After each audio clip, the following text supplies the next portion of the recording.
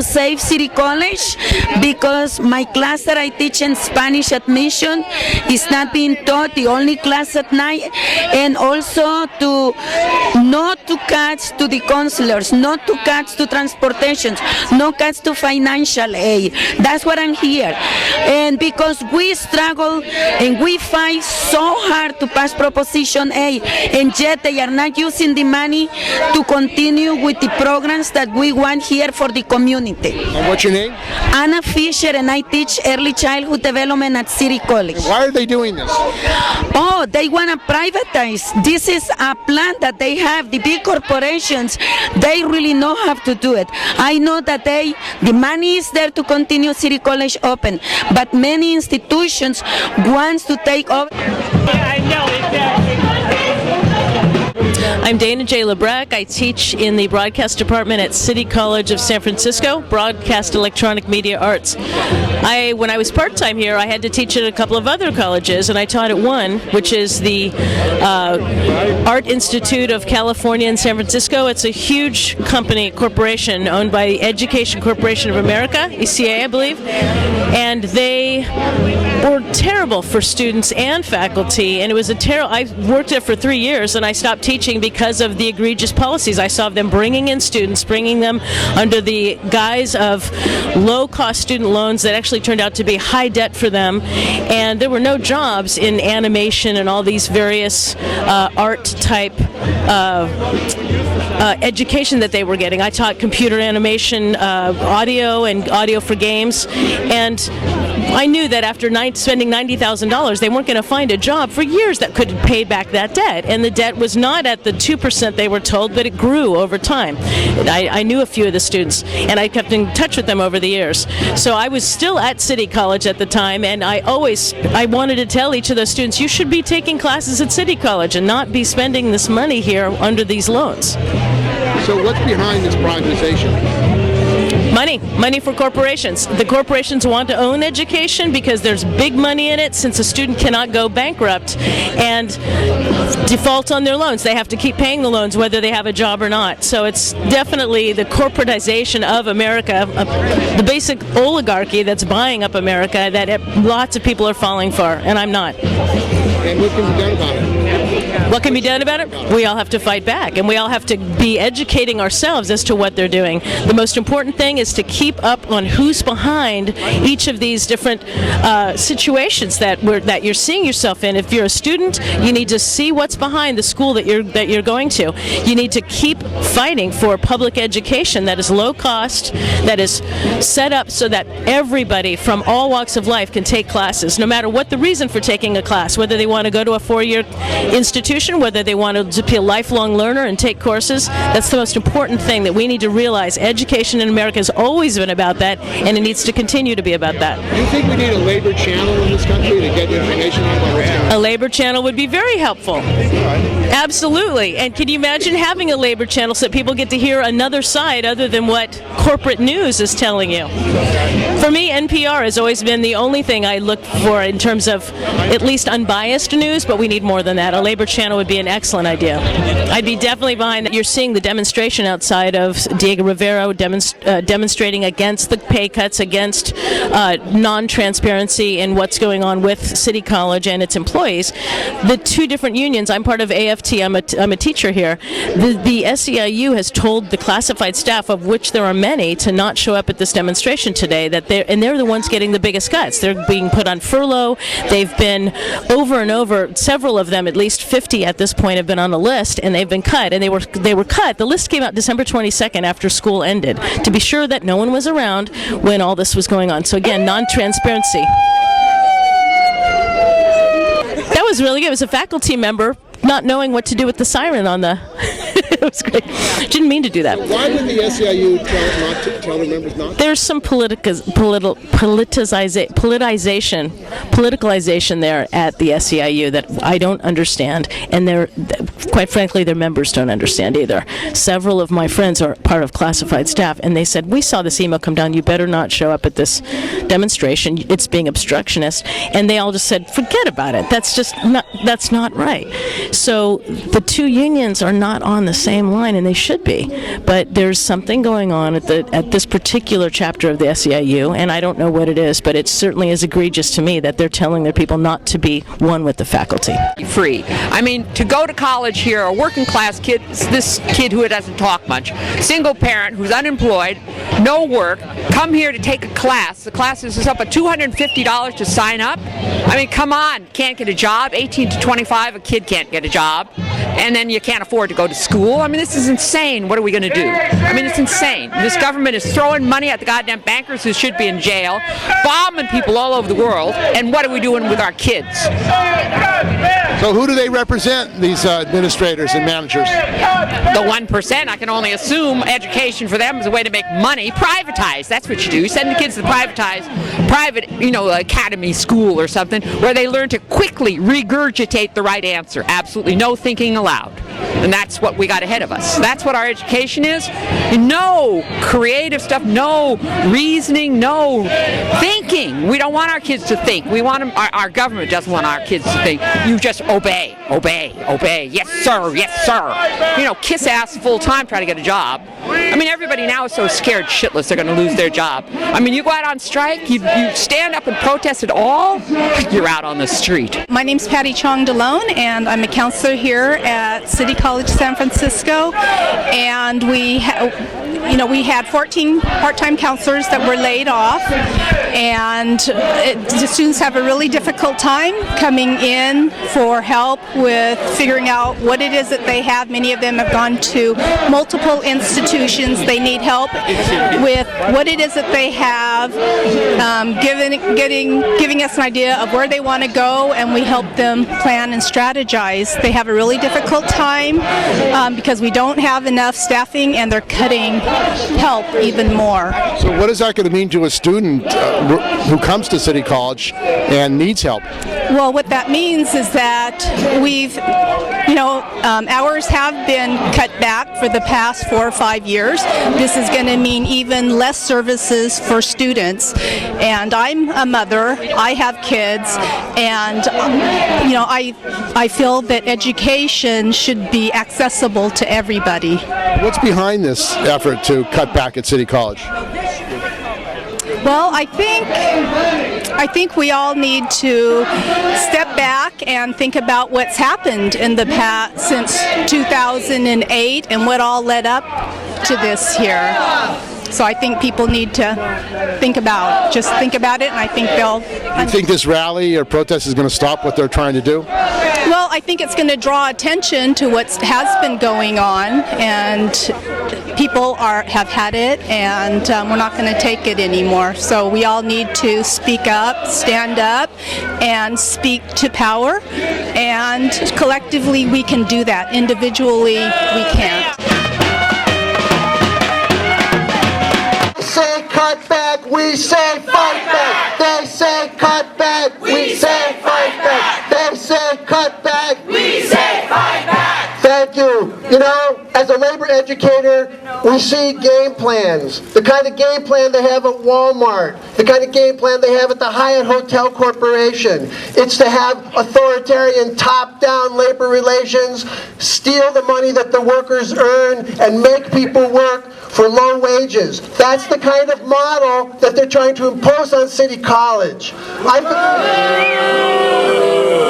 I've been proud to be a member of the City College staff and community all these years. Even with our problems with the administration, they've been willing to negotiate in good conscience. A different kind of regime has been imposed on us. And who is responsible for doing this? It's the ACCJC, the Accreditation Commission. City College never deserved to be put on show cause. Even they were forced to admit that we're good at educating our students, right? So the idea that we should be threatened with being shut down is a scam.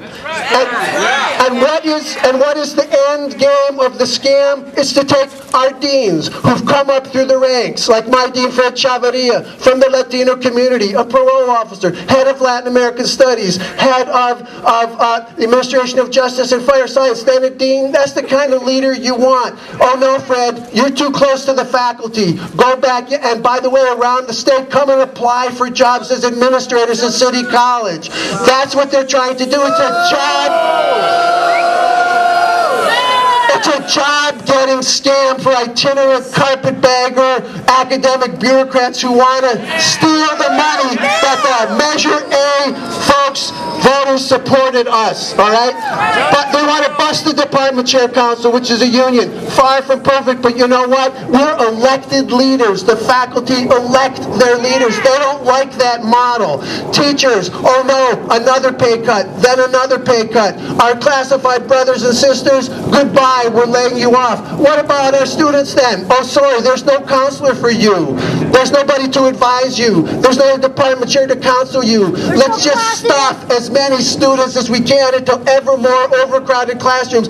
That's their game plan. And what are they going to do with the money? They're going to give it to our $1,000 a day special trustee. Hello.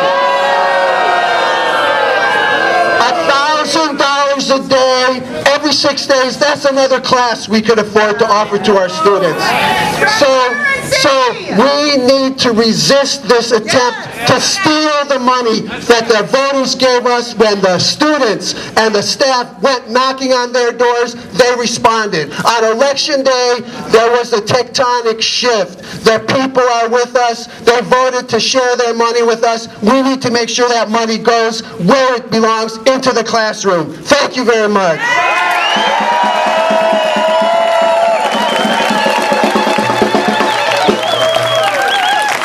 No closures, no students left untaught, 30-year teacher. I'm here to make sure that we are here for our students. So you're not going to give up and go along with this? It's ridiculous. Cutting off their noses to spite our faces. Sorry. What's your name? Diane Olivier, Art Department. The Chancellor, in her address, is saying this is making history. We are making history right now out here. This is making history. So, there's a movement right now across the United States to privatize education. Do you guys know about this? This is a bipartisan effort that includes the Obama administration and this race to the top. We are part of that. City College, if they can do it here, they can do it anywhere. This is a scam. And I want to call these crooks out by name. This is led by Lumina Foundation, the American Legislative Exchange Council, the Bill and Melinda Gates Foundation. These individuals have ties to the student loan market. They want to see us going to debt. They don't want to see the state subsidize our education. City College is transforming lives. This college has transformed my life. I come up from a community that is plagued by violence, by drugs. I came from the foster care system, the juvenile justice system, and I'm here today working towards transferring to UC Berkeley, transferring to Stanford University. City College makes that possible for students like me. So this is a scam. We're making history. They're cutting EOPS. They're cutting disabled student services, counseling. They say this is about helping students and that the faculty wants too much. No, this isn't about helping students. Why are they cutting counseling? Why are they cutting a van to take students from West Point to Southeast College to get their GED? Why are they cutting the van cost? How much does the van cost to get students out of West Point to Southeast College? This is a scam, and I'm so delighted and happy that all you guys are out here, that we have the community support. We're going to keep fighting. They don't know what they got themselves into. When they came to San Francisco, we're going to fight back. We're not giving up, and we need everyone to stay involved. We need the press to really tell the truth about what is happening, because the Chronicle is part and part of this too. The media is part of this too. So this is a big, big fight, and we need everyone here. This is not the only day that we need you guys out here. We need everyone to keep coming back, to get involved, and to let everyone know what is happening at City College of San Francisco. So we can do it, and they don't know what they got themselves into. We're going to fight back, because this is a big area. We are not going to take this sitting down. We're going to keep fighting. Thank you.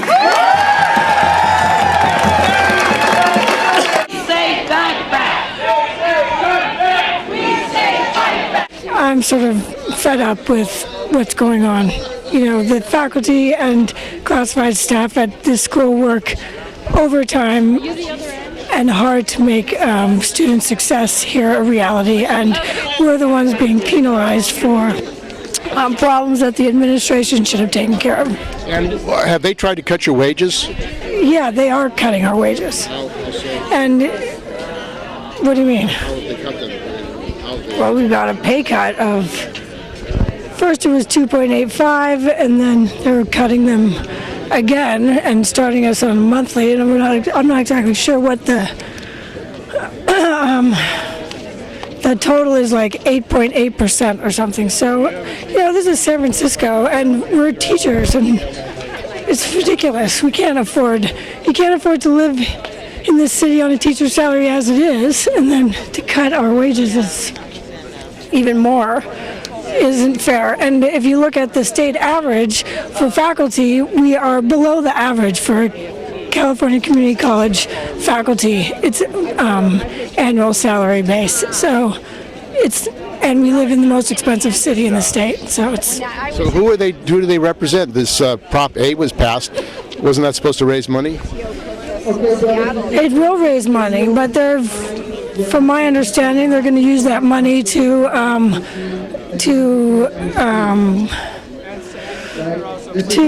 get our reserve higher, but I'm not sure. We'll see what happens.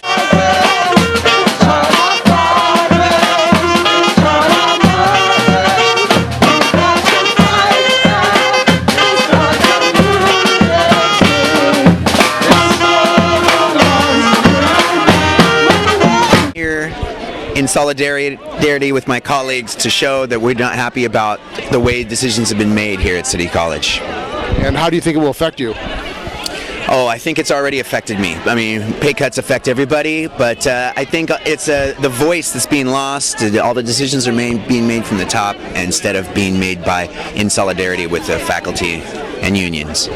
College for 25 years. This is a demonstration against the Chancellor and the administration here, as well as the board, the State Board of Governors of the community colleges. They all want to impose on us austerity measures that are, part of privatizing public education in the state of California, starting with the biggest community college. I feel like if they seem to have the attitude if they can break City College, they got the whole system. We're the biggest one. We're the one in San Francisco where people are likely to be the most resistant to this kind of a thing. And so they're really pushing very hard to get that agenda through. Who's behind this? I say who's behind this? To me, it seems like it's the Department of Education at the national level is behind it.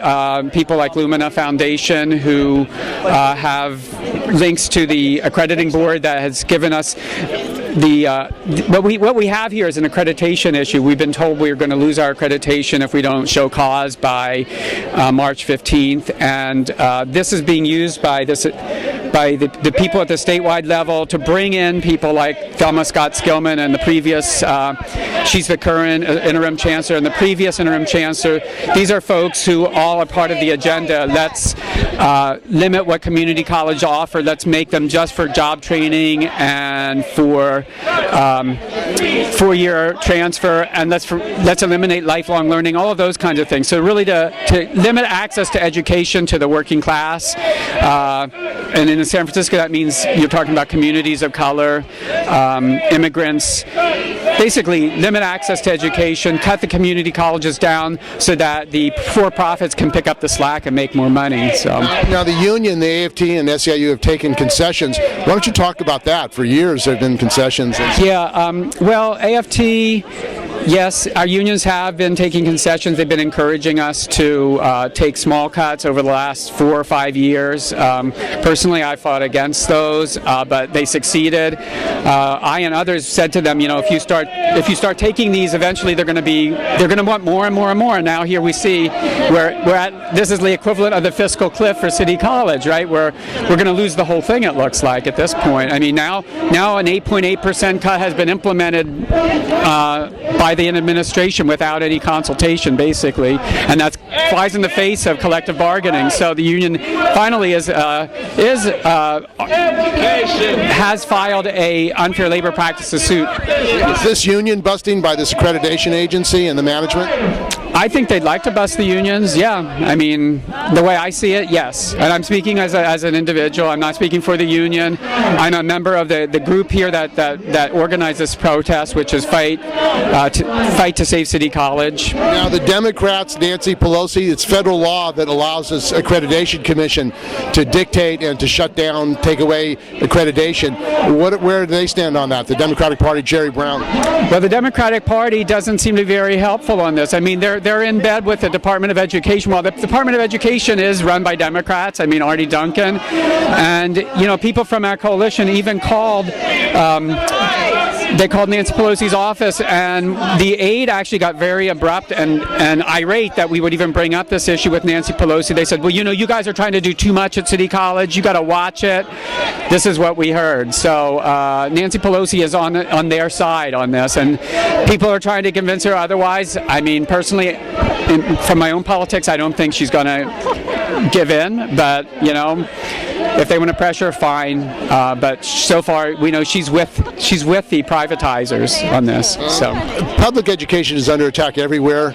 Privatization, these foundations. What's going to take to stop the privatization of public education? To stop privatization of public education, we need to tax the rich and get funding. I mean, personally, I'm a socialist, so ultimately I say we need a different system than capitalism. It seems to me capitalism is always going to lead to a situation where the public goods are taken away, the public, whatever you want to call it, in this case public education, is being taken away and privatized. I mean, that is the nature of the beast. It wants to get profits, and it will take anything public and try to make it into something that's for profits. I'd say in the shorter term, while we're not at socialism, let's tax the rich and get money so that social services and education are provided and are a right for everyone, as they should. San Francisco is one of the wealthiest cities in the world. There are 18 billionaires here in San Francisco, yet they say they don't have money for community college. Yeah, I mean, they do say that, and that is ridiculous. I mean, in my opinion, we ought to be taxing those folks right away. I mean, and throughout the state, there's, in addition to those 18 billionaires, there's many others throughout the state. The state certainly has money.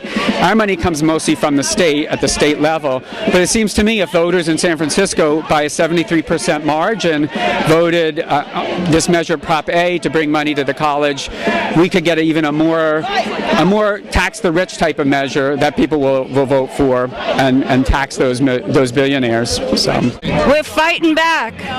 That's what's going on. This school is my school, and this school is your school, and that's what it should be. Community college, not a junior college where people make money off of student loans.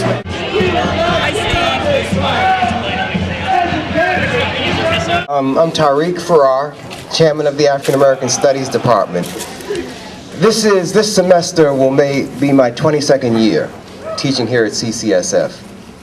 And the school that I came to teach at, and that I've taught at for so long, is not the school that they're trying to make, that they're trying to turn this place into. The school that I came to is one of the most successful community colleges in the country. That's not part of the narrative that you read in the Chronicle, that you hear, in the corporate media. City College, this is Sacramento's data. City College of San Francisco students that transfer from here and go to four-year schools outperform students that come from any other community college in the state. Not only that, they outperform students who began as freshmen in those four-year schools. City College of San Francisco's radiology department plays this little game with Johns Hopkins University. Which one is going to be number one from one year to the next? Number one and number two places. Okay, Johns Hopkins, second medical school in the country. The hotel and hospitality program here, right? I mean, these hotels and restaurants, the $1,000 a day consultants that they have come in here to squander funds, stay at. The people who run those things, who operate the restaurants that they go to, are likely to be graduates of this place.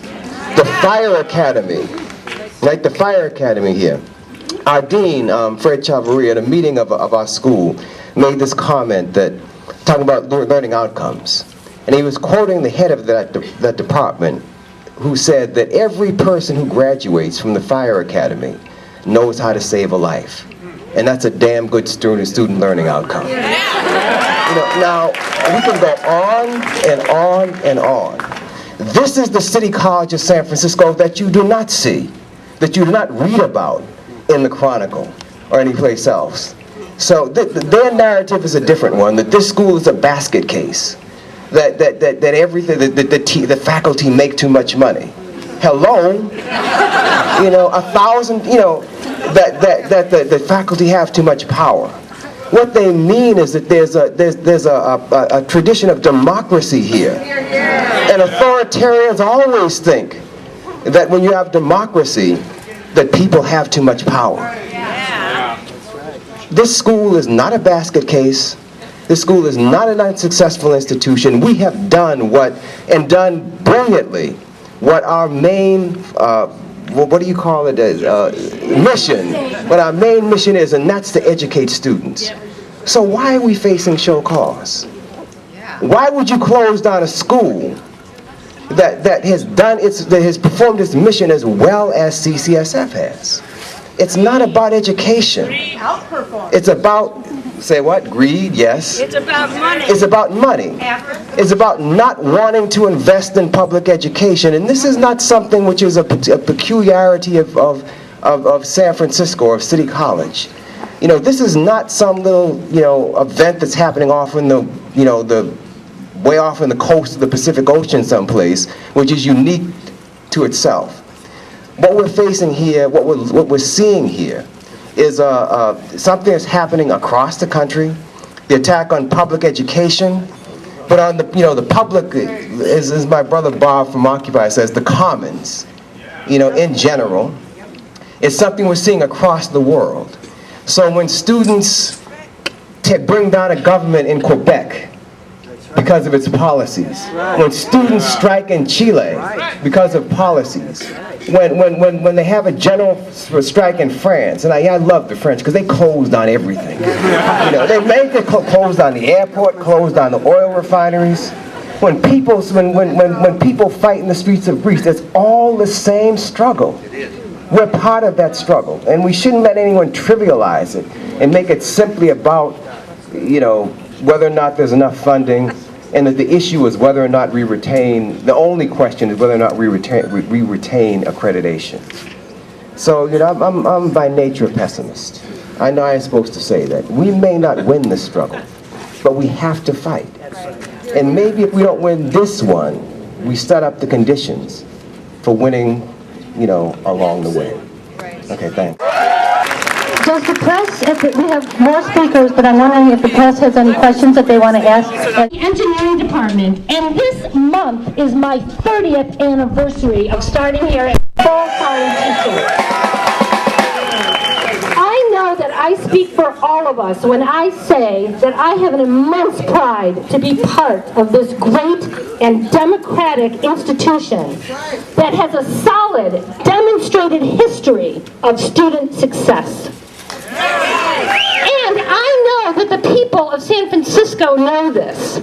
They know that the school they voted funds for through Proposition A is not the school that they may have read about in the news. The real City College is a school of deserving and successful students, dedicated staff, and determined teachers who will fight to keep City College open, continuing to offer high-quality and accessible education to all. Folks, Elisa Messer, AFT2121 president. I understand there's speeches going on somewhere else right now. It's hard to imagine given the turnout we have here, which is amazing. So please give yourself a round of applause for being here at City College. Our school, I see community, I see labor, I see brothers and sisters in SEIU, I see Department Chairperson's Council, I see faculty, many community members here to stand with us to say, whose school? Our school! Whose school? Our school! Whose school? Our school! That's right. This is San Francisco's school, it's the Bay Area's school, it's the people's school, And it's very important that we stand up and we say that, because the situation that we're facing right now is dire and important. We want this college to be here for another 75 years and beyond, doing the excellent work that Tariq spoke about, that we do for students every day. And we are committed to ensuring that that happens and that we maintain the educational quality that we have had, and the commitment and the passion for our students and for the community, and particularly for our most vulnerable students, who are the students who will be pushed out, make no mistake, are already being pushed out, if we don't find a way, a pathway through to save this school that retains it as a school with the kind of integrity and care and passion and commitment that San Franciscans not only deserve, but voted at 73% to ensure that we were able to maintain. The fact that the administration is currently taking Prop A funds and intends to divert them to other purposes is outrageous. The audacity of saying to the public that the only way to save City College, from their perspective, is to move all that money aside to spend it on accreditation purposes is unbelievable. It's just, it confounds the, I don't even see, I just get stumped. Right? It's so ridiculous that we're standing here talking about how to move this college forward and wanting, does everyone here want to see this college move forward? Yeah! Are you sure? Yeah! Doesn't mean we don't have changes to make. There have already been quite a lot of changes made. Some of those are for the better, some of them not so much, and then some of them we don't even have a clear idea of what they are. We just know that they're happening to us, right? Not to mention the layoffs and the pay cuts, the imposition of pay cuts without good faith bargaining at the bargaining tables here at the college. All of this is not the way to move City College forward, and it's not the way to get the community or the members of the college community to ensure that we really continue to have the college that maintains the educational quality, that serves our students, and that serves all of us. So it's incredibly exciting to see all of you out here today, and AFT2121 is going to be stepping up in the next couple of weeks and doing outreach to all of you, to the faculty here, and I know that you'll be doing outreach into the community and to students and to colleagues as well. So we're going to see increasing unity, I think, under this situation, and it's not going to be easy. We really didn't intend, and we didn't mean, and we didn't think we had to be in the place that we are right now, right? It didn't have to happen this way. But the administration has taken a particular path.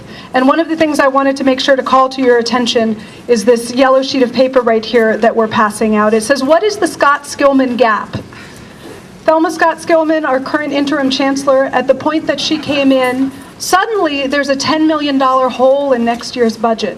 That hole wasn't there in any budget predictions, in any budget scenarios before November, as long as we asked and achieved what the taxpayers stepped up to do, which is to pass Proposition 30 for education around the state, and also to pass Proposition A at 73%, bringing over $100 million to the college over the next 8 years. But suddenly we have a gap next year. So please take a look at this to understand what the Scott-Skillman gap is and talk to us. Yeah, well, there is a sign over here, accreditation equals 1% solution. So that's an answer. I'll try to give you a technical answer, right? This college actually helps pay to keep the Accreditation Commission, the ACCJC, afloat. So we spent, I believe, last year, not even in the current budget year, but last year I believe it was nearly $150,000 for accreditation purposes. And every community college around the state and every college accredited by the Accreditation Commission actually pays to keep the Accreditation Commission doing what it's doing. And under other circumstances that might, right, that seems like a good idea. Accreditation is not in and of itself a bad idea, right? We should have standards. right? People should be helping maintain those standards, and the accreditation is set up so there are internal right? There are standards, but we are responsible internally for fixing them. But what we have here is not a situation where that is happening. We have imposition, not just at the bargaining table, but from on high, that tells us what kind of college we need to have. Not how we need to get there, but that we need to have a smaller college, that we need to have a different college, that we need to have a college that doesn't maintain health care for faculty, for instance, that doesn't serve students in particular populations, particularly sometimes the most needy students, or that ensures that students who aren't paying their fees doesn't help them figure out how to pay their fees, but just says, no, you can't come here, right?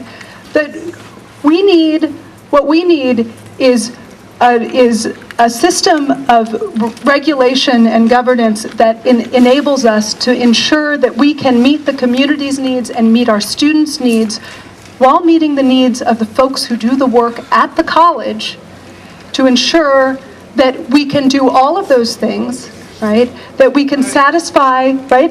It's reasonable that San Francisco should feel that we are fiscally sound and stable. We agree with that, right?